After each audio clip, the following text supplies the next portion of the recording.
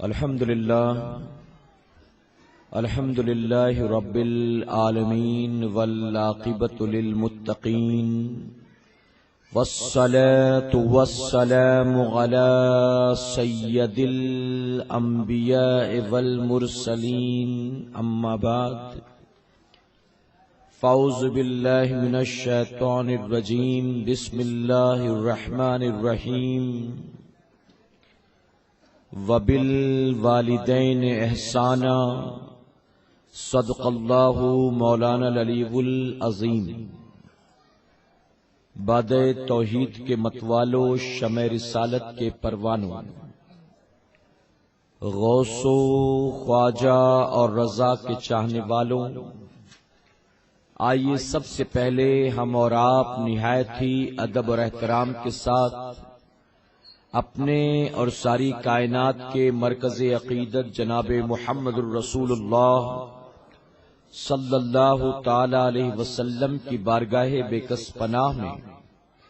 جس طرح سے میں آپ کو پڑھاؤں میرے ساتھ مل کر بآواز بلند ہدیے غلامی درود و سلام کے انداز میں پیش کریں۔ پڑھیں الصلاۃ والسلام علیک یا رسول اللہ، الصلاۃ والسلام علیک یا حبیب اللہ، الصلاۃ والسلام علیک یا نبی اللہ، وعلی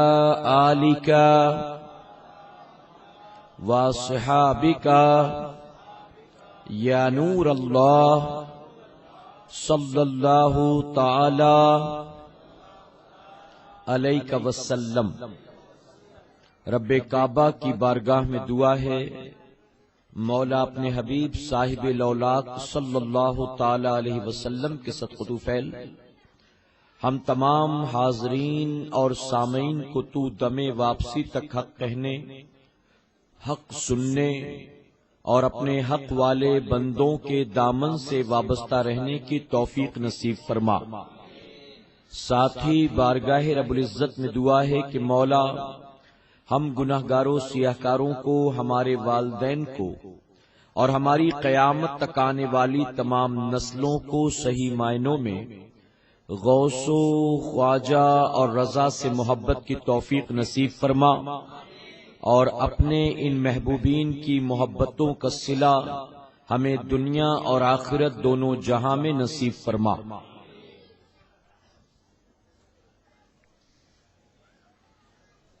دل بس خوف سے پتا سا اڑا جاتا ہے، دل بس خوف سے پتا سا اڑا جاتا ہے، پلہ ہلکا ہی سہی بھاری ہے بھروسہ تیرا۔ میرے پیارے آقا علیہ الصلوۃ والتسلیم کے پیارے دیوانوں، آج کی رات بھانڈوپ آزاد نگر کی سرزمین پر سنی دعوت اسلامی کے زیر اہتمام جو محفل منعقد کی گئی ہے، اس کا مقصد ہمارے ساتھی ارشاد بھائی کے مرحوم والد کو ایصال ثواب پیش کرنا ہے۔ میرے پیارے آقا علیہ الصلوۃ والتسلیم کے پیارے دیوانوں، الحمدللہ اہل سنت والجماعت کے لوگ وقتاً فوقتاً بزرگان دین کے نام پر محفلیں سجاتے ہیں، ان کے نام پر نظر و نیاز و فاتحہ خوانی کا اہتمام کرتے ہیں۔ اسی طرح سے ہم اپنے خاندان کے مرحومین کے نام پر بھی، اپنے دوست احباب رشتہ داروں کے نام پر بھی اور اپنے والدین کے نام پر بھی وقتاً فوقتاً ایصال ثواب کرتے رہتے ہیں۔ یہ اہل سنت والجماعت کا خاصہ ہے کہ یہ کام تمام مسلمان کہلانے والوں میں آپ کو صرف اور صرف اہل سنت والجماعت کے لوگ ہی کرتے نظر آئیں گے۔ ہم کبھی سیدنا سرکار غوث اعظم کے نام پر محفل سجاتے ہیں، کبھی خواجہ خواجگاں کو یاد کرتے ہیں، کبھی مخدوم ماہمی کے نام پر، کبھی مخدوم کی چوچا کے نام پر، کبھی وارث پاک کے نام پر، کبھی صابر کلیری کے نام پر، کبھی بریلی کے تاجدار کے نام پر ہم محفلیں سجاتے ہیں، ان کے نام پر فاتحہ خوانی، قرآن خوانی، لنگر، دیگ اور نظر و نیاز کا اہتمام کرتے ہیں۔ اس کی وجہ یہ ہے کہ اہل سنت والجماعت کا یہ عقیدہ ہے کہ اگر اپنے مرحومین کی طرف سے ہم اور آپ کوئی نیکی کا کام کرتے ہیں تو یقیناً رب تبارک تعالی کرنے والے کو بھی ثواب عطا فرماتا ہے، اور جس کے نام پر کیا جائے اللہ اسے بھی ثواب عطا فرماتا ہے۔ باقی جو مسلمان کہلانے والے فرقے ہیں ان کا معاملہ یہ ہے کہ موت کے بعد وہ ایصال ثواب پر یقین نہیں رکھتے، اور وہ نہ قرآن خوانی کرتے ہیں، نہ فاتحہ خوانی کرتے ہیں، نہ نظر و نیاز کا اہتمام کرتے ہیں، اور یہ نہ کہ صرف وہ ان تمام کاموں سے اپنے آپ کو روکتے ہیں بلکہ کرنے والوں پر بھی نکتہ چینی کرتے نظر آتے ہیں۔ جبکہ اہل سنت والجماعت نے اس بات کو ثابت کیا اور قرآن و حدیث کی روشنی میں اس بات پر دلائل کے انبار لگا دیے کہ یقیناً مرنے والوں کی طرف سے ہم جب ایصال ثواب کرتے ہیں تو اللہ تبارک تعالی ہمیں بھی اور جس کے نام پر کیا جائے اسے بھی برابر ثواب عطا فرماتا ہے۔ میرے پیارے آقا علیہ الصلوۃ والتسلیم کے پیروانوں، مسلم شریف کی حدیث مبارکہ ہے، نبی کریم صلی اللہ علیہ وسلم کی بارگاہ میں ایک صحابی رسول حاضر آئے جن کا نام حضرت سعد تھا۔ انہوں نے آ کر عرض کیا کہ یا رسول اللہ صلی اللہ علیہ وسلم، میری والدہ کا اچانک انتقال ہو گیا، مجھے کوئی ایسا عمل بتائیں کہ جو میں کروں اور اللہ تبارک تعالیٰ اس کا ثواب میری والدہ کو عطا کرے۔ تو نبی کریم صلی اللہ علیہ وسلم فرماتے ہیں کہ تم ایک کنواں کھدوا دو اپنی والدہ کی طرف سے، قیامت تک جتنے لوگ اس کا پانی پیئیں گے ہر پانی پینے والے کے عوض اللہ تمہاری والدہ کو ثواب عطا فرمائے گا۔ حضرت سعد نے اپنی والدہ کو ایصال ثواب پہنچانے کے لیے کنواں تیار کیا۔ جب کنویں کا کام مکمل ہوا تو حضور اکرم صلی اللہ علیہ وسلم کی بارگاہ میں حاضر ہوئے اور کہا کہ یا رسول اللہ صلی اللہ علیہ وسلم، آپ کی نصیحت کے مطابق میں نے کنواں تیار کر دیا، آپ کے قدم اگر پڑ جائیں تو آپ کا کرم ہوگا۔ تو فرمایا گیا حضور اکرم صلی اللہ علیہ وسلم اس کنویں پر خود حاضر ہوئے اور آپ نے فرمایا کہ یہ کنواں سعد کی والدہ کی طرف سے ہے، اور ساتھ ہی حضور اکرم صلی اللہ علیہ وسلم نے اس کنویں کا پانی بھی پیا۔ میرے پیارے آقا علیہ الصلوۃ والتسلیم کے پیروانوں، یہاں بات واضح ہو گئی کہ ہم اپنے مرحومین کی طرف سے اگر کوئی نیک کام کریں تو اللہ تبارک تعالیٰ یقیناً انہیں اس کا ثواب عطا فرماتا ہے۔ اور حضور اکرم صلی اللہ علیہ وسلم نے خود بھی اس کنویں کا پانی پیا، اور قیامت تک اس کنویں کا پانی لوگ پیتے رہیں گے۔ بعض اعتراض کرنے والے کہتے ہیں کہ حضور اکرم صلی اللہ علیہ وسلم نے مٹھائیوں کا ذکر نہیں کیا، ایصال ثواب کے لیے زرد پلاؤ اور حلوے کا ذکر نہیں کیا، پانی کی بات کی، کسی دیگ اور لنگر کی بات نہیں کی، پانی کی بات کی۔ اب اگر ایصال ثواب کرنا ہے تو تم پانی ایصال ثواب کے طور پر کر سکتے ہو، لیکن باقی چیزوں پر جو تم کرتے ہو یہ کہاں سے ثابت ہے؟ تو میرے پیارے آقا علیہ الصلوۃ والتسلیم کے پیروانوں، میں صرف اتنا کہنا چاہوں گا کہ آپ جانتے ہیں کہ مکہ معظمہ کی سرزمین ہو یا مدینہ منورہ کی سرزمین ہو، عرب کی سرزمین پر اس وقت پانی کی قلت تھی، اس لیے میرے آقا صلی اللہ علیہ وسلم نے ایصال ثواب کے لیے اس چیز کو پسند فرمایا جس چیز کی لوگوں کو زیادہ ضرورت تھی۔ آپ نے کنواں کھدوایا حضرت سعد سے کیونکہ پانی کی زیادہ ضرورت تھی، تو جہاں جس چیز کی زیادہ ضرورت ہو ایصال ثواب کے لیے وہ وہاں چیز زیادہ بہتر ہوتی ہے۔ اب ہمارے یہاں کوئی پانی کا مسئلہ نہیں ہے، لیکن پانی پر اے مسلمانوں ایصال ثواب کرنے سے یہ بات ثابت ہو گئی کہ جب پانی کو ایصال ثواب کے طور پر پیش کیا جا سکتا ہے تو یقیناً بریانی کو بھی ایصال ثواب کے طور پر پیش کیا جا سکتا ہے۔ پانی کو آپ نے صدقہ کیا والدہ کی طرف سے تو معلوم ہو گئی بات کہ ہر حلال و جائز چیز کو بطور ایصال ثواب پیش کیا جا سکتا ہے۔ وہاں ضرورت پانی کی تھی، یہاں کوئی ایسا مسئلہ نہیں۔ یہاں البتہ اگر کوئی آج بھی نل لگوا دے کسی کی طرف سے، کنواں کھدوا دے، گاؤں دیہات میں ہینڈ پمپ لگوا دے، راستوں میں پیاؤ لگوا دے تو علماء اکرام اس سے منع نہیں کرتے، بلکہ یہ تو سب سے افضل صدقہ ہے اے سرکار مدینہ علیہ الصلوۃ والتسلیم کے پیروانوں۔ لیکن ساتھ ہی یہ بات بھی معلوم ہو گئی کہ صرف پانی کو جو ہے حضور اکرم صلی اللہ علیہ وسلم نے اس کو صرف اور صرف اسی کو مقرر نہیں کیا، اسی کو فکس نہیں کیا، بلکہ یہاں پر بات واضح ہو گئی ہر حلال و جائز چیز کو ایصال ثواب کے طور پر آپ پیش کر سکتے، کوئی پابندی نہیں کہ یہی ہو وہی ہو۔ ہاں چیز حلال ہونی چاہیے، جائز ہونی چاہیے۔ مثلا ہم 12ویں شریف میں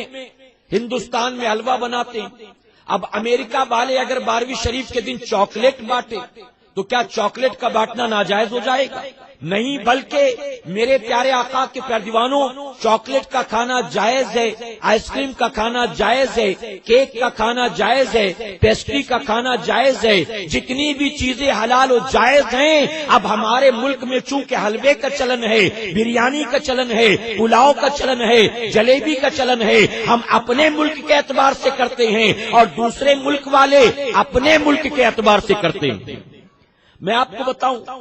حیدرآباد میں تقریر کر رہا تھا اور تقریر کے درمیان مثال دی میں نے افلاطون کی۔ افلاطون جب بامبے آیا تو مجھے میسج آیا کچھ ساتھیوں کا کہ آپ نے درمیان گفتگو جو افلاطون کا ذکر کیا تو بمبئی والے تو جانتے ہیں کہ افلاطون کیا ہے، لیکن حیدرآباد والوں کو پتہ ہی نہیں کہ افلاطون کیا ہے۔ حیدرآباد والوں کو تو پتہ ہی نہیں، تو اسی ملک میں ہم رہتے ہیں۔ افلاطون تو بمبئی کا ہر آدمی جانتا ہے، یو پی والا بھی جانتا ہے، بہار والے بھی جانتے ہیں، کیونکہ جب جاتے ہیں اسپیشلی تو گاؤں وہ ضرور باندھ کر لے جاتے ہیں افلاطون،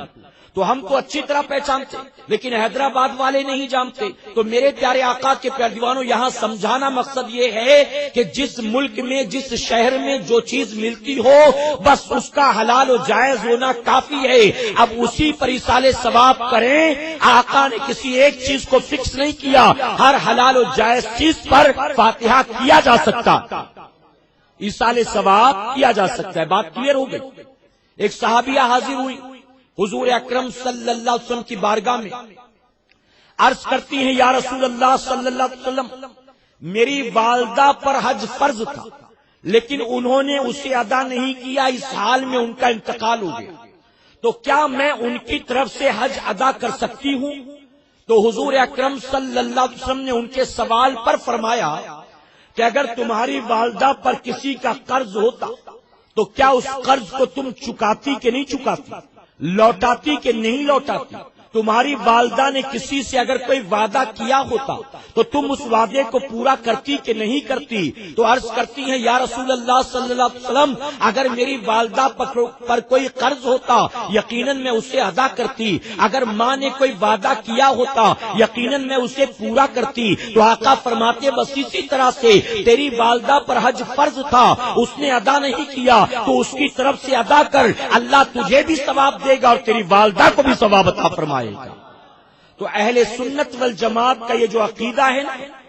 کہ ایصال ثواب پہنچتا ہے، یہ 100% کلیئر ہے، یہ 100% کلیئر۔ یہ بات اور ہے، باقی جو عقائد والے ہیں ان کا معاملہ یہ ہے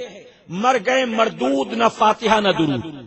لیکن ہمارا یہ معاملہ نہیں ہے۔ ماں کا انتقال ہو جائے تو بھی وہ ہماری ماں ہی رہتی ہے، باپ کا انتقال ہو جائے تو بھی وہ ہمارا باپ ہی رہتا ہے، بھائی کا انتقال ہو جائے تو بھی وہ ہمارا بھائی ہی رہتا ہے۔ صرف میاں بیوی کا رشتہ ایسا ہے، شوہر کا انتقال ہو تو بیوی نکاح سے باہر ہو جاتی ہے، بیوی کا انتقال ہو تو اب نکاح جاتا رہتا ہے۔ صرف یہی ایک رشتہ ہے جو ٹوٹتا ہے انتقال کے بعد، لیکن باقی کوئی رشتہ ٹوٹتا نہیں ہے۔ تو اسے اے سرکار مدینہ کے پیروانوں، اعلیٰ حضرت عظیم البرکت نے فرمایا کہ والدین کے انتقال کے بعد بھی اولاد پر ان کے 12 حقوق ہوا کرتے ہیں، یعنی ماں باپ کے جیتے ہی ہم پر حق نہیں ہے، ان کے انتقال کے بعد بھی ہم پر ان کے 12 حقوق ہیں، اور 12 حقوق میں سے ایک حق یہ بھی ہے کہ وقتاً فوقتاً اولاد کو چاہیے اپنے ماں باپ کو ایصال ثواب کرتے رہا کریں،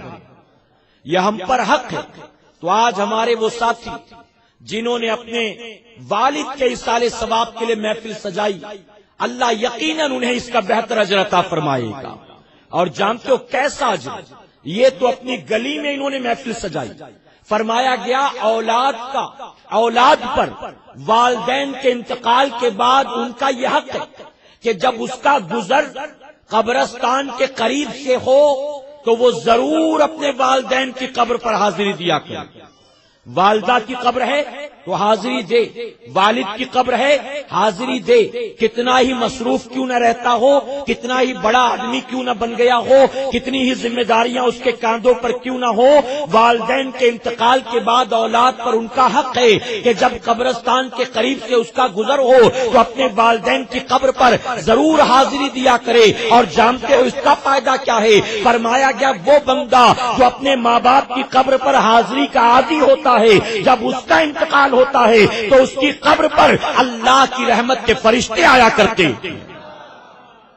اور جو اپنے ماں باپ کی قبر پر شب برات میں بھی نہ جائے اور جو کہے کہ یہ کہیں سے ثابت نہیں ہے،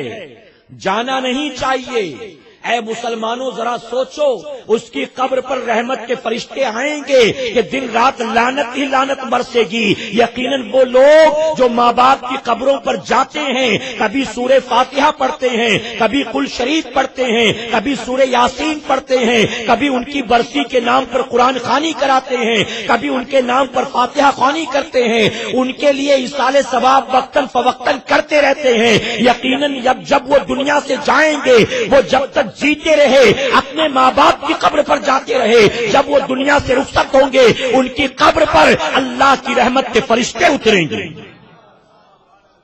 اسی لیے حضور اکرم صلی اللہ علیہ وسلم نے اپنے صحابہ کی تعلیم و تربیت فرمائی۔ آپ نے فرمایا اے میرے صحابیوں،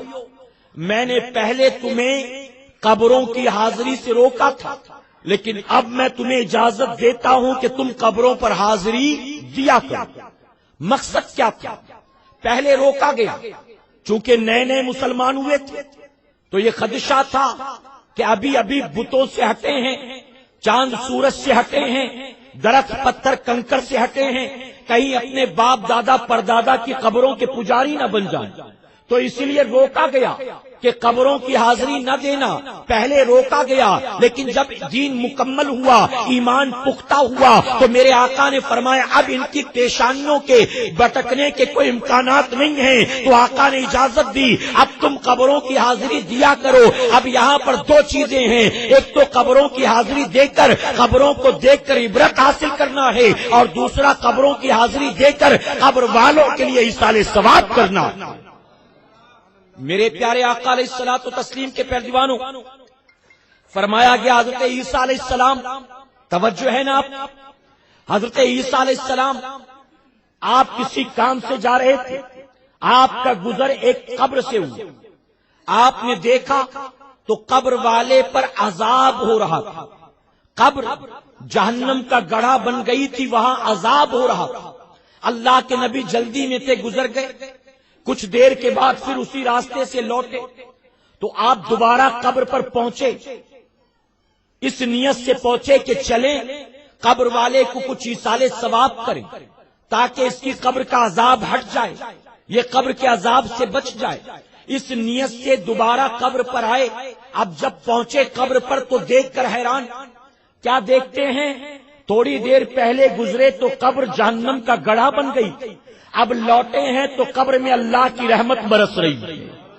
قبر جنت کے باغ میں تبدیل ہو چکی۔ اللہ کے نبی کو تعجب ہوا، اللہ کی بارگاہ میں عرض کرتے میرے پروردگار تھوڑی دیر پہلے تو یہاں عذاب ہو رہا تھا، اب میں آیا تو تیری رحمت برستی ہے، آخر تھوڑی دیر کے اندر تیرے بندے نے قبر میں کون سی نیکی کر لی، کون سا اچھا کام کر لیا؟ تو رب تبارک تعالیٰ کی رحمت جواب دیتی ہے، اے عیسیٰ سن، اس قبر والے نے کوئی نیک کام نہیں کیا، اس قبر والے نے کوئی میری رضا والا کام نہیں کیا۔ دراصل جب تک یہ زمین پر زندہ تھا میری نافرمانی پر نافرمانی کرتا رہا، گناہ پر گناہ کرتا رہا۔ یہ جب دنیا سے گیا اس وقت اس کی بیوی حاملہ تھی، اس کے انتقال کے بعد اس کے گھر میں ایک لڑکا پیدا ہوا، آج اس کا بیٹا 5 سال کا ہو گیا۔ جب 5 سال کا ہوا تو بیوی انگلی پکڑ کر اسے مدرسے لے گئی، استاد کے پاس بیٹھایا اور کہا میرے بیٹے کو دین سکھا دو، میرے بیٹے کو نیک آدمی بنا دو۔ تو استاد نے اس کے بیٹے کو پہلے پڑھایا ہے بسم اللہ الرحمن الرحیم،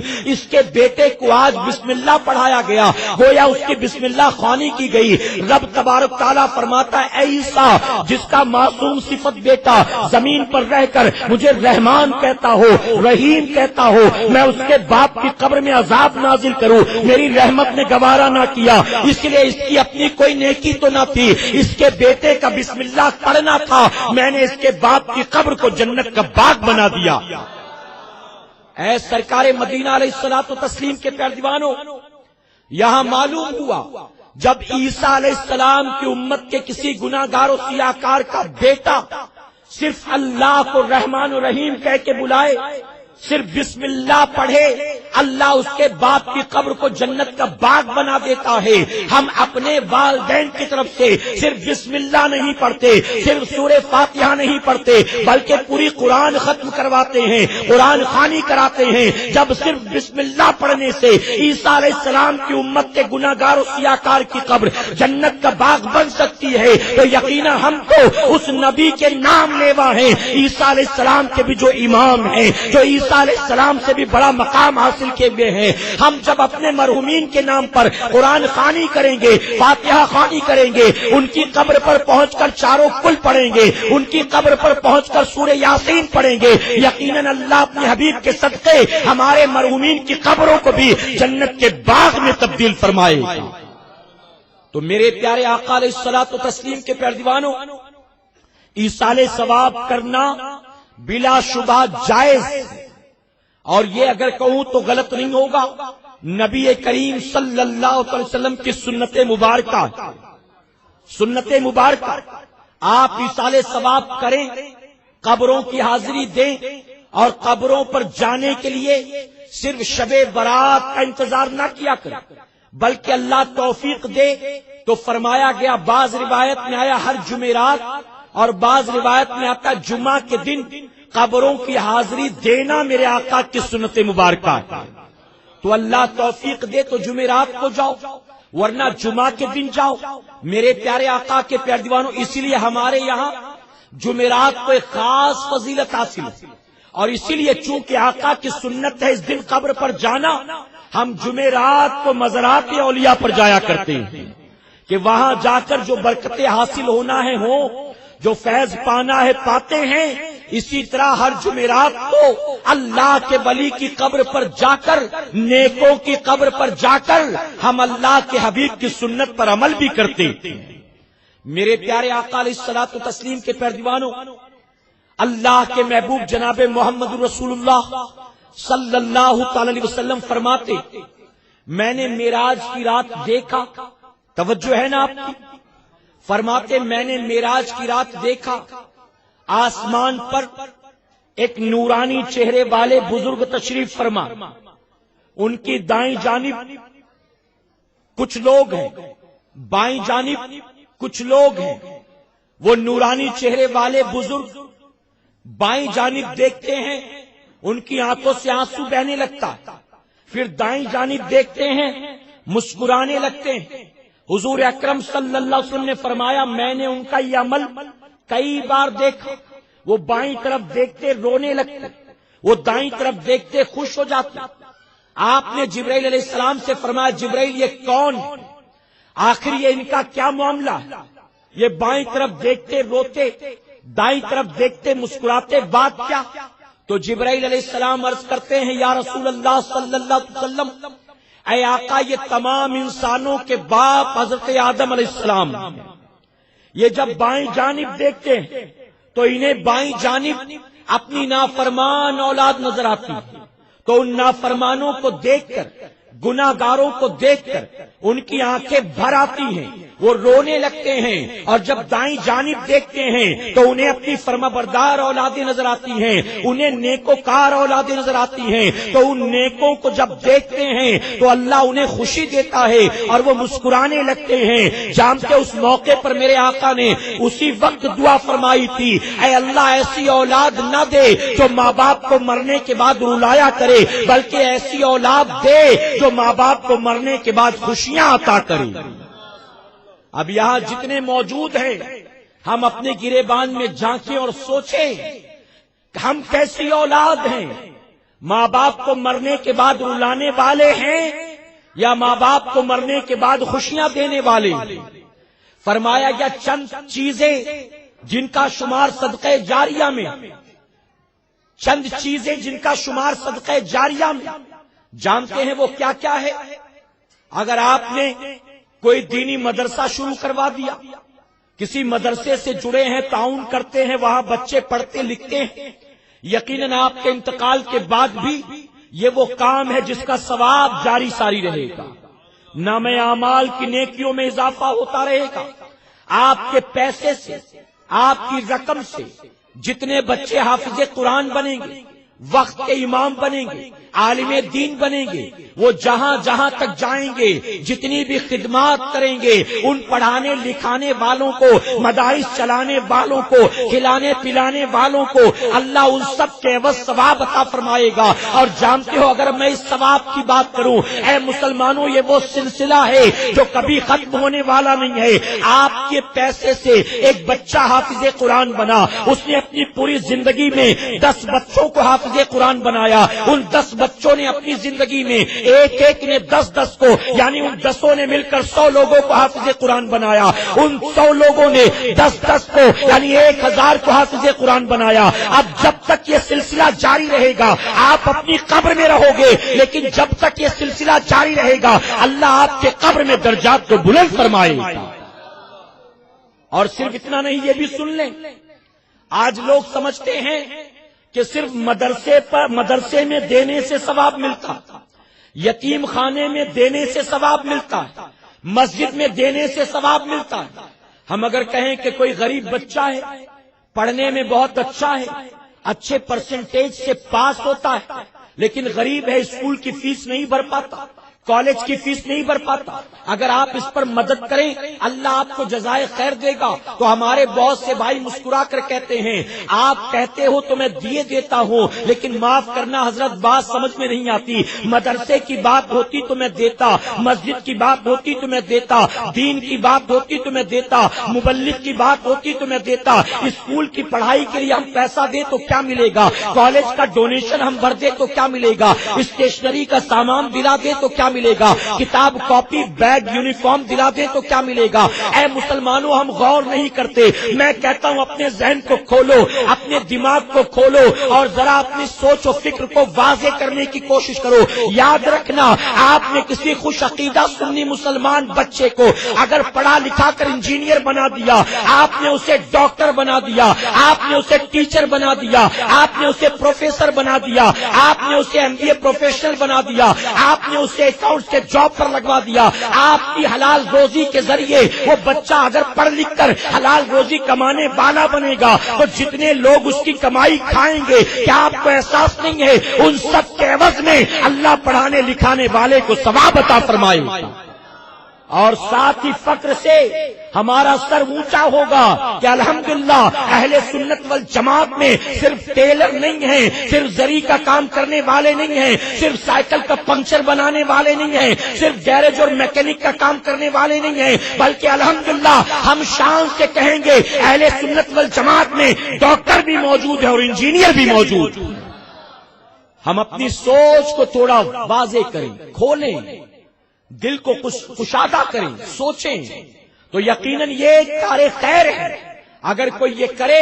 اس کے انتقال کے بعد بھی ثواب کا سلسلہ جاری رہے گا۔ اسی طرح فرمایا گیا کوئی پیاؤ لگوا دے، کنواں کھدوا دے، جتنے لوگ فائدہ اٹھائیں گے اس کو ثواب انتقال کے بعد بھی ملے گا۔ راستے میں کوئی مسافروں کے لیے مسافر خانہ بنوا دے، کوئی یتیم خانہ بنوا دے، کسی نے اسکول بنوا دیا، یقیناً مسجد تعمیر ہو رہی تھی اس میں آپ نے پیسے لگا دیے، یہ ساری چیزیں آپ نے مدارس میں اپنی طرف سے دینی کتابیں رکھ دی، آپ نے فتاوی رضویہ شریف خرید کر کسی مدرسے کو دے دیا، آپ نے بہار شریعت کی جلدیں خرید کر کسی مدرسے کو دے دی، یقیناً یہ کار خیر ہے۔ اے مسلمانوں، اسی طرح سے یہ ساری چیزیں تو وہ ہیں جن کا شمار صدقہ جاریہ میں ہے۔ اسی طرح فرمایا گیا اگر مرنے والا اپنے پیچھے نیک اولاد چھوڑ کر جاتا ہے، وہ اولاد جب تک نیکی کرے گی اس نیکی کا ثواب بھی اللہ اس کے والدین کو عطا فرمائے گا۔ تو نیک اولاد بھی گویا صدقہ جاریہ میں شامل ہے۔ آپ چلے گئے دنیا سے، وہ جب بھی سجدے میں سر رکھے گا، فجر کا وقت ہو، ظہر کا وقت ہو، چاشت اشراق تہجد کی بات نہیں کرتا، آپ کا بیٹا صرف نماز پنجگانہ کا پابند ہو جائے، جب بھی پیشانی سجدے میں جائے گی اللہ قبر میں تیرے درجات بلند فرمائے گا۔ یاد رکھنا بہت توجہ کے ساتھ، اپنی اولاد کو صرف کھلانا پلانا ہمارا کام نہیں ہے، اپنی اولاد کا کسی کانوینٹ اسکول میں، کسی انٹرنیشنل اسکول میں، کسی پبلک اسکول میں داخلہ کرا دینا ہی ہماری ذمہ داری نہیں ہے۔ اپنی اولاد کو اپنا پیٹ کاٹ کر، اپنے شوق مار مار کر کسی اچھے کالج میں ڈونیشن بھر کر اس کا ایڈمیشن کرا دینا ہی کافی نہیں ہے۔ اپنی کالج جانے والی بیٹی کو مہنگا والا موبائل دلا دینا ہی ہماری ذمہ داری نہیں ہے۔ اپنے کالج جانے والے جوان بیٹے کو نئے 8-10 جوڑی جینس ٹی شرٹ دلا دینا ہی ہماری ذمہ داری نہیں ہے۔ صرف کلاسز میں بھیجنا، صرف کالج میں بھیجنا، صرف پڑھانا لکھانا اور دنیا دار بنانا یہی ہماری ذمہ داری نہیں ہے، بلکہ یاد رکھنا اگر چاہتے ہو کہ انتقال کے بعد ہماری اولاد ہمیں رلائے نہیں، ہمارے لیے صدقہ جاریہ بنے، ہماری بخشش کا سامان بنے، ہماری مغفرت کا سامان بنے، تو اپنی اولاد پر جتنا دنیا کے لیے محنت کرتے ہو اس کا کم سے کم 10% اپنی اولاد کو دین کی طرف لانے کے لیے بھی محنت کرو، دیندار بنانے کے لیے بھی جدوجہد کرو۔ اے سرکار مدینہ کے پیارے دیوانوں، نبی کریم صلی اللہ علیہ وسلم فرماتے ہیں وہ باپ کم نصیب ہے جو اس حال میں مرے کہ اس کی اولاد جاہل رہ جائے، وہ باپ کم نصیب ہے جو اس حال میں مرا کہ اس کی اولاد جاہل رہ گئی۔ اب آپ کہیں گے اولاد جاہل نہیں ہے، ہم نے اچھے کالج میں پڑھایا، اچھے کلاسز میں ایڈمیشن کروایا، ہم نے خوب پیسے خرچ کیے، ہم نے ڈپلوما بھی کروایا، ڈگری بھی کروائی، اچھی نوکری بھی دلوائی، میں کہتا ہوں کہ یقیناً اس کے باوجود بھی تیری اولاد جاہل ہے۔ اور جاہل کیوں ہے؟ اگر انتقال کے بعد نماز جنازہ کے لیے لوگ صف لگا کر کھڑے ہو اور اسی صف میں تیرا بیٹا بھی کھڑا ہو اور جسے نماز جنازہ کی دعا بھی نہ آتی ہو، بس یہ سوچتا ہو لوگوں کی دیکھا دیکھی میں بھی ہاتھ باندھ لوں گا، سلام پھیر دوں گا، ہاتھ دعا کے لیے اٹھا دوں گا، تو میں کہوں گا یقیناً تیری اولاد جاہل ہے۔ ہونا تو یہ چاہیے تھا پیچھے کھڑے ہو کر نماز نہیں پڑھنا تھا، اسے امامت کرنا تھا۔ فرمایا میرے آقا نے ماں باپ کے انتقال کے بعد اگر بیٹا نماز جنازہ پڑھا دے اللہ فوراً اس کے ماں باپ کی مغفرت فرما دیتا۔ اگر بیٹا اس لائق نہیں ہے، ڈگری تو بڑی دلوائی لیکن اس کا شمار جاہل میں، جاہل میں اس کی وجہ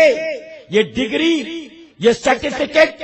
یہ ڈپلوما، یہ عہدے، یہ سند، یہ ساری چیزیں دنیا میں بہت معنی رکھتی ہیں، قبر کی تاریک وادی میں یہ کاغذ کے ٹکڑے کے سوا کوئی ویلو نہیں رکھتی۔ قبر میں کیا بتاؤ اس کی کوئی ویلو ہے؟ قبر کی تاریک وادی میں اس ڈگری کی کوئی اہمیت ہے؟ کوئی MBA کر کے آیا ہو، کوئی وقت کا بہت بڑا ایڈوکیٹ ہو، کسی نے ڈاکٹری میں پریکٹس کی، بڑا نام کمایا، لندن سے ڈگری لے کر آیا، اپنے علاقے میں بڑا مشہور، دور دراز سے لوگ اس کے پاس آتے، آپریشن کراؤں گا تو اسی سے کراؤں گا،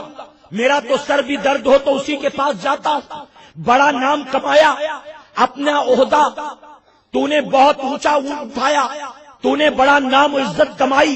اسی نام و عزت کے چکر میں دولت کمائی، لیکن بتا کیا یہ عزتیں جو دنیا والے تجھے دیتے ہیں ڈاکٹر ہونے کی بنیاد، انجینئر ہونے کی بنیاد، سی اے ہونے کی بنیاد، بزنس مین ہونے کی بنیاد، کوئی پالیٹیشین ہونے کی بنیاد، بڑا پروفیسر اور ٹیچر اور لیکچرر ہونے کی بنیاد، یہ دنیا والے جو تجھے اس عہدے کی بنیاد عزتیں دے رہے ہیں، کیا قبر میں فرشتہ بھی اس وجہ سے تجھے عزت دے گا؟ وہاں کیا ساتھ جائے گا؟ آج ماں باپ اپنی اولاد کو دنیا دینے میں کتنی مشقت کرتے ہیں۔ صبح اسکول پہنچ رہا ہے 7:30 بجے، ماں اٹھتی ہے 6 بجے، بچے کو اٹھاتی ہے 6:30 بجے۔ کتنی تیاری، کتنی محنت، روزانہ کا یہی کام۔ اگر پیرنٹس میٹنگ ہو تو ماں بھی فری، باپ بھی چھٹی لے کر اسکول پہنچتا۔ اگر اینول فنکشن ہو تو ماں بھی فری، باپ بھی چھٹی لے کر اسکول پہنچتا۔ میں پوچھتا ہوں رپورٹ لینا ہو، اوپن ڈے ہو، میٹنگ ہو، ٹیچر نے شکایت کی ہو، پیرنٹس کو بلایا گیا ہو، آپ اپنی اولاد کو دنیا دنیا دنیا دینے میں کتنی محنت کرتے ہیں۔ اب جب آپ نے پوری زندگی اپنی اولاد کو دنیا ہی سکھایا ہے، دنیا ہی پڑھایا ہے، دنیا ہی لکھایا ہے، تو آپ کے مرنے کے بعد وہ دنیا دار ہی بن کر زندہ رہے گا، وہ دیندار نہیں بنے گا۔ اور یاد رکھنا، اگر دنیا دار چھوڑ کر اپنی اولاد کو گئے تو مرنے کے بعد قبر میں یہ خوشیاں نہیں دیں گے، آپ کو قبر میں رلائیں گے۔ اور اگر مرنے سے پہلے اولاد کو دیندار بنا دیا تو یقیناً اولاد جتنی نیکیاں کرے گی اللہ قبر میں اس کا ضرور تجھے ثواب عطا فرمائے گا۔ میں آپ سے ایک سوال پوچھتا ہوں، اللہ نہ کرے 7,000 بار نہ کرے، کسی جوئے کے اڈے پر پولیس نے ریڈ ماری، کسی ڈسکو اور پب میں پولیس والوں نے رات کے 3 بجے چھاپا مارا، جتنے لوگ رنگے ہاتھ پکڑے گئے ان میں آپ کا 21 سال کا جوان بیٹا بھی تھا۔ پولیس والے اٹھا کر لے گئے، رات بھر مارا پیٹا، نام نمبر پوچھا، صبح فون کیا، رات بھر ماں پریشان کہ ہر رات کو 2:30-3 بجے تک آتا تھا، آج پتہ نہیں کون سی عیاشی کے اڈے پر گیا، رات بھر لوٹا ہی نہیں۔ رات بھر بوڑھا باپ بھی کروٹ بدل رہا ہے، پتہ نہیں کہاں رہ گیا کہاں رہ گیا کہاں رہ گیا۔ صبح فون آیا کہ تمہارے بیٹے کو ہم فلاں جگہ سے رنگے ہاتھوں اریسٹ کر کے لائے، آؤ اپنے بیٹے کو چھڑانے کے لیے۔ ماں باپ ہانپتے کانپتے پہنچے پولیس اسٹیشن، پتا چلا کہاں سے پکڑا گیا، کب پکڑا گیا، کس حال میں پکڑا گیا۔ اب ماں باپ پولیس والوں کے ہاتھ پیر جوڑتے ہیں، ان کے تلوے چاٹتے، ان کے سامنے ناک رگڑتے۔ پولیس والے کہتے کچھ نہیں ہو سکتا، ہم کل صبح 10 بجے کورٹ میں کھڑا کریں گے، وہاں آ جانا، کوئی وکیل ہو تو لے آنا۔ اب ماں باپ نکلے پریشان، سوشل ورکر کے پاس جا رہے ہیں، وکیل کے پاس جا رہے ہیں، کارپوریٹر کے پاس جا رہے ہیں، ایم ایل اے کے پاس جا رہے ہیں، ایم پی کے پاس جا رہے ہیں۔ 5 دن ہو گیا بیٹا اب تک نہیں چھوٹا، 8 دن ہو گیا بیٹا اب تک نہیں چھوٹا، 10 دن ہو گیا بیٹا اب تک نہیں چھوٹا۔ ماں باپ بوڑھے بڑھاپے میں ناک رگڑ رہی ہیں، ایڑیاں رگڑ رہی ہیں، در در کی ٹھوکر کھا رہی ہیں، پولیس والوں کی جھڑکیاں سن رہے ہیں۔ اے مسلمانوں، میں پوچھتا ہوں، ماں باپ کو معلوم ہے اولاد قصوروار ہے، ماں باپ کو معلوم ہے اسے بے گناہ نہیں پکڑا گیا، ماں باپ کو معلوم ہے ہر رات آوارہ گردی کرتا تھا، آج جا کر ہاتھ میں لگا ہے۔ اے مسلمانوں، اس کے باوجود ماں باپ اپنی اولاد کو چھوڑ نہیں دیتے، بلکہ چھڑانے کے لیے جو کچھ ہو سکے ہر جتن کرتے ہیں، ہر ایک کے ہاتھ پیر جوڑتے ہیں، ہر در کی ٹھوکر چوکٹ پر جاتے ہیں۔ میں پوچھتا ہوں، وہ ماں باپ جو اپنی اولاد کو دنیا کے قید و بند سے چھڑانے کے لیے منت و سماجت کر رہے ہیں، لوگوں سے قرض لے رہے ہیں،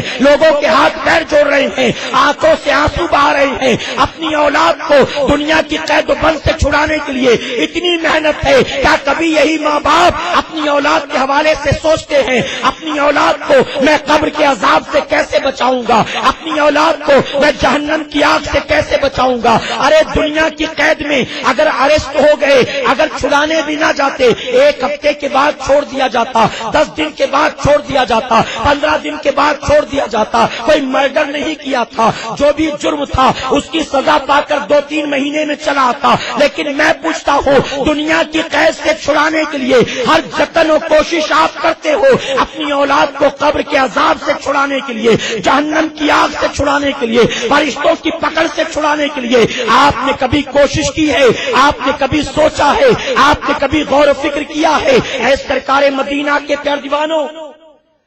مجھے غیرت آتی ہے کہتے ہوئے دنیا نے اتنی ترقی کر لی، اتنی ترقی کر لی، کل تک جوان بیٹا اپنے ماں باپ کو خون کے آنسو رلاتا تھا، اب تو 18-19 سال کی بیٹی جیسے ہوئی وہ بیٹی بھی ماں باپ کو خون کے آنسو رلانا شروع کر دیتی ہے۔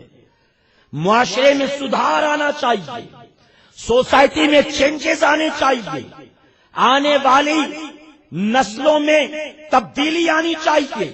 دل میں گناہ کے لیے نفرت ہو، دل میں نیکیوں کا جذبہ ہو، نماز پڑھنے کا شوق ہو، اللہ کا خوف ہو، اللہ کے رسول کی محبت ہو۔ آنے والے وقت کے ساتھ یہ چیزیں ہمارے اندر نظر آنی چاہیے۔ یہ چیزیں تو درکنار، اس کے برعکس ہو کیا رہا ہے؟ جیسے جیسے وقت گزر رہا ہے دنیا ترقی کر رہی ہے اور ہماری سوسائٹی، ہمارا معاشرہ تباہی اور بربادی کے دہانے پر اترتا جا رہا ہے۔ آج بیٹی ماں باپ کو رلاتی، صرف بیٹا ماں باپ کو نہیں رلاتا۔ اے سرکار مدینہ علیہ الصلوۃ والتسلیم کے پیارے دیوانوں، دنیا بہت تیزی سے آگے بڑھ رہی ہے، یاد رکھنا۔ دنیا کہے گی کاندھے سے کاندھا ملا کر چلو ترقی کرو گے، ہمارے ساتھ چلو ترقی کرو گے۔ ہر شام ڈوبنے والا سورج جاتے جاتے ہمیں نصیحت کر کے جاتا ہے، اے دنیا کے انسانوں، تم نے دن میں میری آب و تاب کو دیکھا،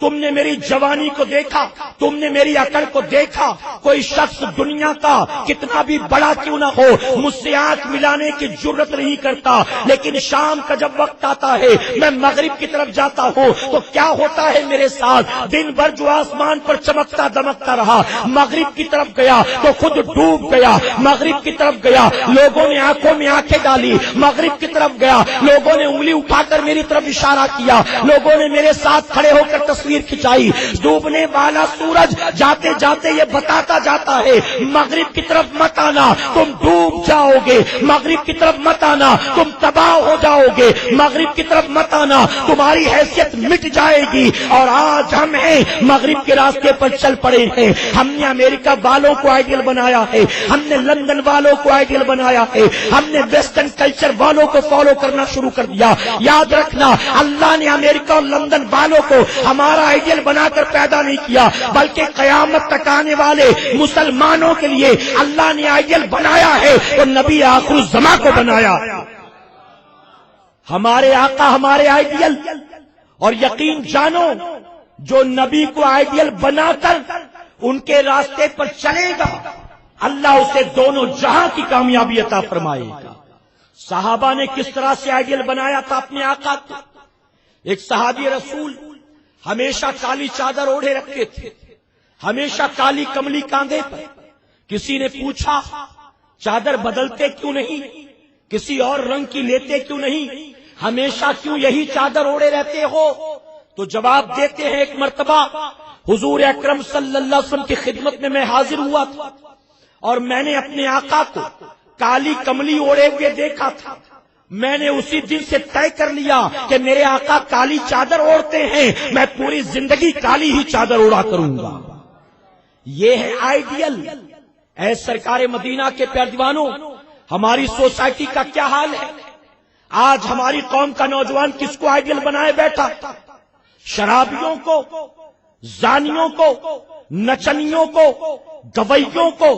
فلمی ہیرو کو، کرکٹ اسٹار کو، کسی ماڈل کو۔ اے سرکار مدینہ کے پیارے دیوانوں، ان کو آئیڈیل بنانے کا حکم ہوتا تو یقیناً ان کو آئیڈیل بنا کر تم کامیابی پاتے۔ آج جو دنیا میں مسلمان ذلیل و خوار ہو رہے ہیں، آج جو ہماری حکومتیں چھینی جا رہی ہیں، آج جو تختے پلٹے جا رہے ہیں، آج جو آبروئیں لوٹی جا رہی ہیں، آج جو سیریا کی سرزمین پر، یمن کی سرزمین پر، غزہ کی سرزمین پر، برما کی سرزمین پر، عراق کی سرزمین سرزمین پر، فلسطین کی سرزمین پر بمباریاں ہو رہی ہیں اور مسلمانوں کے خون سے ہولی کھیلی جا رہی ہے، اس کی وجہ کیا ہے؟ ہم نے مغرب کے راستے پر چلنا شروع کیا، ہم نے داڑھی مونڈوں کو اپنا آئیڈیل بنایا، ہم نے نچنیوں گویوں کو اپنا آئیڈیل بنایا، ہم نے شرابیوں زانیوں کو اپنا آئیڈیل بنایا۔ اے سرکار مدینہ کے پیروانوں، میں پہلے بھی کہہ چکا ہوں، آج پھر کہنا چاہوں گا، یقیناً سلمان خان کے راستے پر چلو گے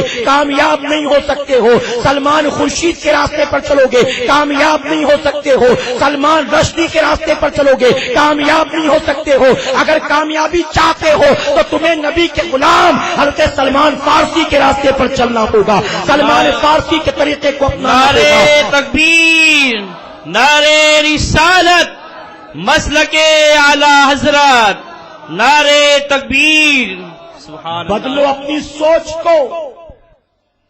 امریکہ لندن والوں کو فالو نہ کرو، فالو کرنا ہے تو مقین گنبد خضرا کو فالو کرو، نبی آخر الزماں کو فالو کرو۔ آج ہماری قوم کا نوجوان مجھے شرم آتی کہتے ہوئے، نہ بوڑھے باپ کی عزت کرتا ہے، نہ بوڑھی ماں کی عزت کرتا ہے۔ حضور اکرم صلی اللہ علیہ وسلم نے فرمایا تھا، قیامت کی نشانیوں میں سے یہ بھی نشانی ہے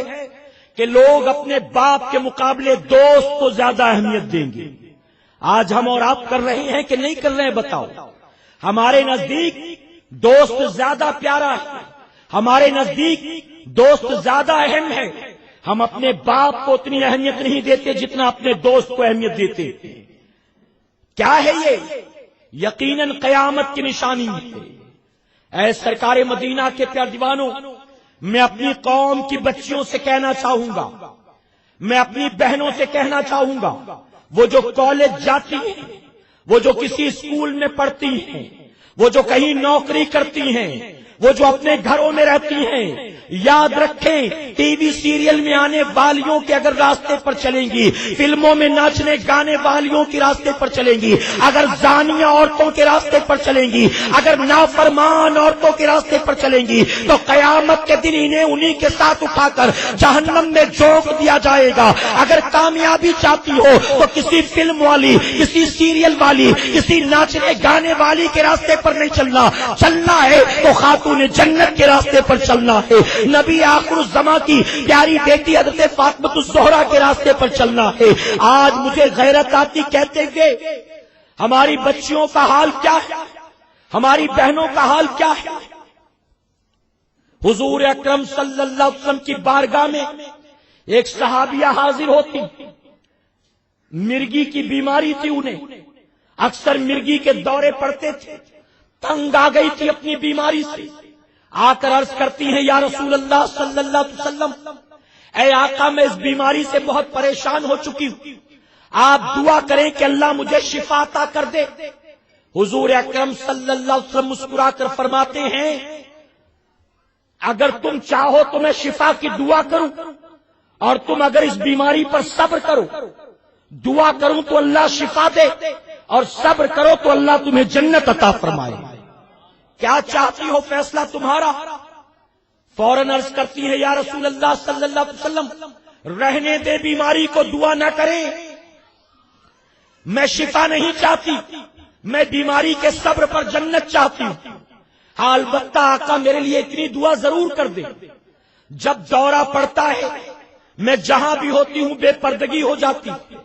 کبھی چہرہ کھل جاتا ہے، کبھی ہاتھ پیر کھل جاتے ہیں، کبھی جسم کے دوسرے اعضاء کھل جاتے ہیں، اے آقا اتنی دعا کر دیں اب دورے جتنے پڑتے ہو پڑے، کم سے کم بے پردگی نہ ہونے پائے، میرا جسم لوگوں کے سامنے کھلنے نہ پائے۔ آقا نے فوراً دعا فرما دی، فرمایا گیا وہ صحابیہ جب تک زندہ رہی ان کو مرگی کے دورے پڑتے تھے لیکن کبھی بھی بے پردگی نہیں ہوئی۔ میں پوچھتا ہوں وہ صحابیہ، ارے بیماری میں بھی پسند نہیں کرتی تھی کہ کسی غیر محرم کے سامنے ہاتھ پیر اور چہرہ کھل جائے آج ہماری بہنوں کا کیا حال ہے، آج ہماری بیوی کا کیا حال ہے، آج ہماری بیٹی کا کیا حال ہے. آج بیماریوں میں نہیں، مجبوریوں کے تحت نہیں، بلکہ خوشی خوشی ہماری بہنیں اپنا چہرہ کھول کر بازار میں نکلتی ہیں، اپنے زلفوں کو بکھیر کر بازار میں نکلتی ہیں، اپنے جسموں کو نمایاں کر کے بازار میں نکلتی ہیں. اور بعض لوگوں کے ذہن میں معاذ اللہ یہ بات بٹھا دی گئی ہے اللہ نے حسن دیا ہے تو چھپانے کے لیے نہیں دیا ہے، اللہ نے خوبصورتی دی ہے تو پردہ کرنے کے لیے نہیں دیا ہے، اللہ نے حسن و جمال دیا ہے تو اس کو نمایاں کرو، لوگوں کے سامنے دکھایا کرو، خوب لوگوں سے عزتیں وصولا کرو. میں پوری ذمہ داری کے ساتھ کہنا چاہوں گا اگر آپ کو اللہ نے حسن و جمال عطا کیا ہے، اللہ نے آپ کو لمبے بال دیے ہیں، اللہ نے خوبصورت چہرہ دیا ہے، اللہ نے خوبصورت جسم دیا ہے، اللہ نے خوبصورت قد کاٹھی دی ہے، اللہ نے خوبصورت رنگت دی ہے، یقیناً یہ اللہ کی نعمت ہے. اللہ کی نعمت پر اللہ کا شکر ادا کر، اللہ کی نعمت پر اللہ کی نافرمانی مت کر. اگر چہرہ کھلے تو صرف باپ کے سامنے کھلے، چہرہ کھلے تو صرف شوہر کے سامنے کھلے، چہرہ کھلے تو صرف بیٹے کے سامنے کھلے، چہرہ کھلے صرف بھائی کے سامنے کھلے، چہرہ کھلے صرف نانا کے سامنے کھلے، چہرہ کھلے صرف دادا کے سامنے کھلے، چہرہ کھلے ماموں کے سامنے کھلے، چہرہ کھلے چچا کے سامنے کھلے، چہرہ کھلے خالو کے سامنے کھلے، چہرہ کھلے پھوپھا کے سامنے کھلے. جتنے بھی حلال و جائز رشتے ہیں یہ جو شریعت کی نظر میں محرم ہیں ان کے سامنے چہرہ کھولو. شریعت نے منع نہیں کیا لیکن پڑوس میں رہنے والے کے سامنے اگر چہرہ کھولو گی، کزن کے سامنے چہرہ کھولو گی، کالج فرینڈ کے سامنے چہرہ کھولو گی، کلاس فیلو کے سامنے چہرہ کھولو گی، بچپن سے ساتھ پڑھا لکھا اس کے سامنے چہرہ کھولو گی تو یاد رکھنا قیامت کے دن اسی چہرے کو جہنم کی آگ میں ڈالا جائے گا، تب تک یہ ایندھن میں سے جھلسایا جائے گا. اور وہ جو دنیا میں تیری تعریفیں کرتے ہیں، وہ جو تیری زلفوں کے دیوانے ہیں، وہ جو تیرے حسن و جمال کے دیوانے ہیں، یاد رکھنا اگر کوئی چہرے کی تعریف کرتا ہے، اگر تیرے جسم کی تعریف کرتا ہے، اگر کوئی تیرے بالوں کی تعریف کرتا ہے تو پوری ذمہ داری کے ساتھ کہوں گا اپنی بہن سمجھ کر نہیں کرتا، اپنی بیٹی سمجھ کر نہیں کرتا ہے. کیونکہ کبھی بھائی اپنی بہن کی ان چیزوں کی تعریف نہیں کرتا، کبھی باپ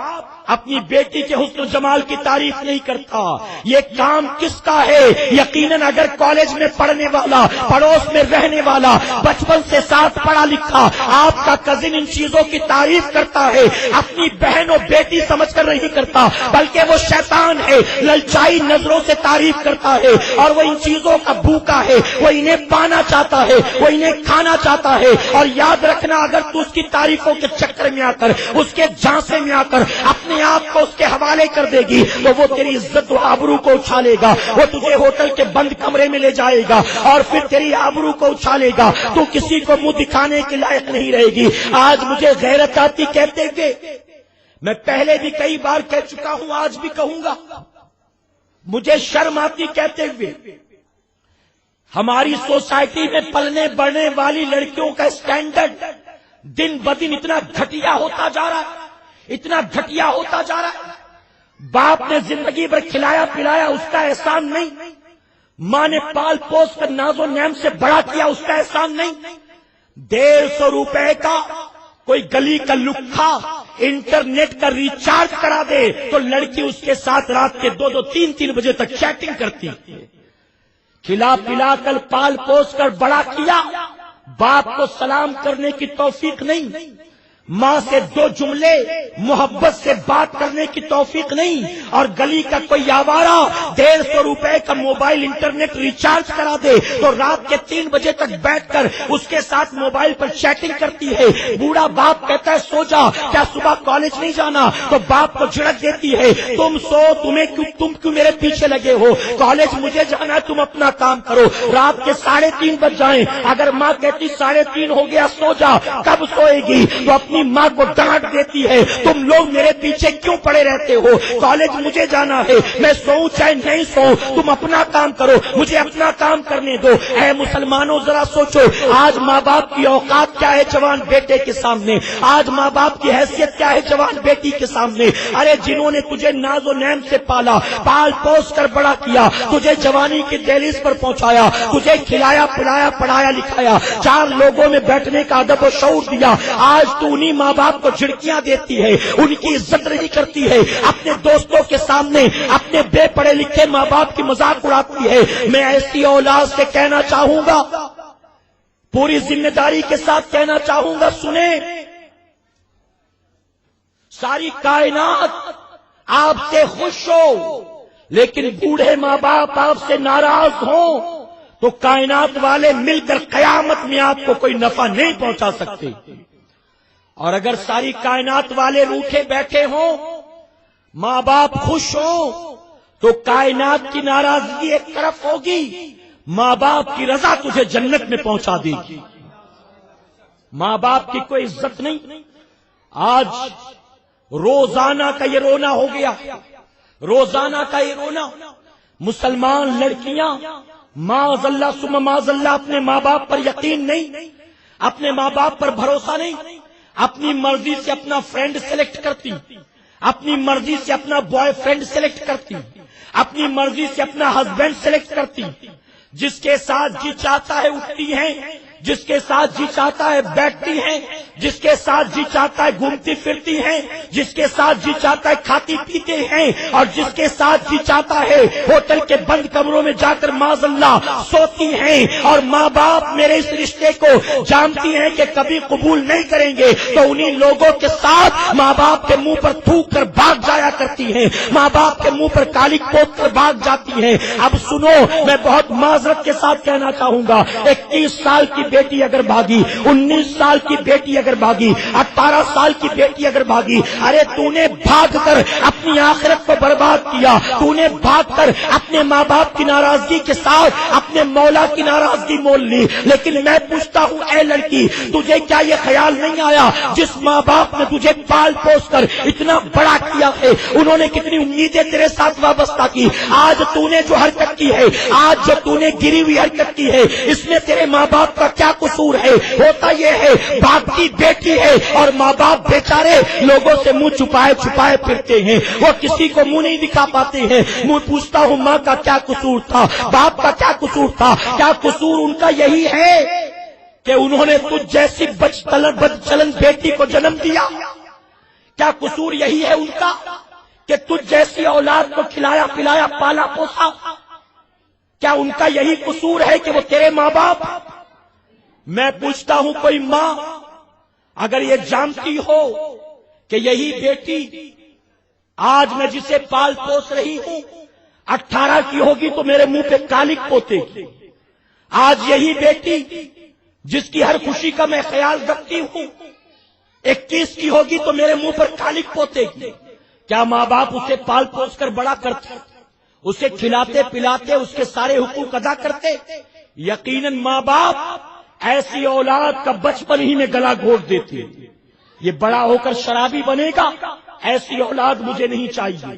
یہ بڑا ہو کر ڈرگ ایڈکٹ بنے گا، ایسی اولاد مجھے نہیں چاہیے، یہ بڑا ہو کر رات کے 3 بجے تک گھر کے دروازے پر پولیس والوں کو لائے گا، ایسی اولاد مجھے نہیں چاہیے، یہ بڑی ہو کر ہمارے منہ پر کالک پوتے گی، ہمارے خاندان کو بدنام کر جائے گی، ایسی اولاد ہمیں نہیں چاہیے۔ اگر ماں باپ کو بچپن میں پتا ہوتا کہ بڑی ہو کر تو کیا کرنے والی ہے، بڑا ہو کر تو کیا کرنے والا ہے، تو یقیناً پال پوس کر انہوں نے تجھے بڑا نہ کیا ہوتا، بچپن میں رات کے اندھیرے میں کمرے میں تیرا گلا گھونٹ دیا ہوتا، تجھے قبر میں دفن کر دیا ہوتا۔ لیکن ان کا قصور کیا ہے؟ انہوں نے تجھے پالا پوسا، اپنے شوق کو مارا ہے، اپنے من کو مارا ہے، اپنی خواہشات کو مارا ہے، اپنے پیٹ کو کاٹا ہے، تمہیں اچھا کھلایا ہے، تمہیں اچھا پہنایا ہے، تمہیں پڑھایا لکھایا ہے، اسی دن کے لیے تاکہ تم لوگوں کے سامنے انہیں منہ دکھانے کے لائق نہ رکھو، لوگوں کے سامنے انہیں بدنام کر جاؤ۔ اے سرکار مدینہ علیہ الصلوۃ والتسلیم کے پیارے دیوانوں،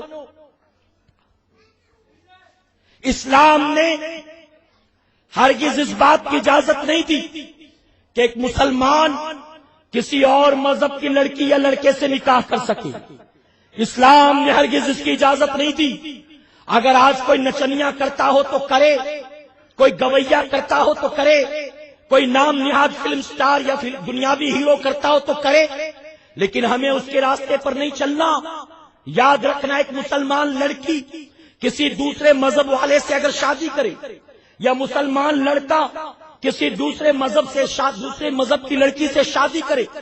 شریعت نے اس شادی کو جائز قرار نہیں دیا. یہ ناجائز یا حرام ہے. اور سنیں، صرف ناجائز و حرام کی حد تک بات نہیں، یہ جب تک ایک دوسرے کے ساتھ رہیں گے